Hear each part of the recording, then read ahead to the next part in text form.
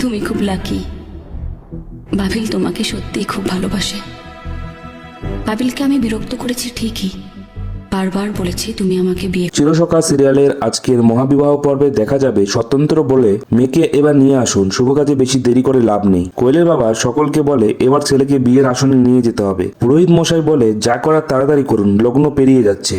বাবিলকে নিয়ে চিন্তা করে বুবলাই আর বর্ষা। তারা বলে ভেতরে ভেতরে খুব কষ্ট পাচ্ছে বাবিল। স্বতন্ত্র বলে বাবিলের বিয়েটা এরকম কষ্টজনক হবে ভাবতে পারেনি। বাবিল বিয়েতে বসে পুরোহিতকে বলে আমাকে কি কি করতে হবে একটু তাড়াতাড়ি বলুন। কোয়েলের বাবা মা বলে শুভ কাজে এত দেরি করে কেউ আসে নাকি। বাবিলের দিদা দাদু বলে আমাদের কাছে এই বিয়েটা আনন্দের না। বাবিলের দাদু বলে আসার যখন কথা হয়েছে তখন আমরা ঠিক আসবো।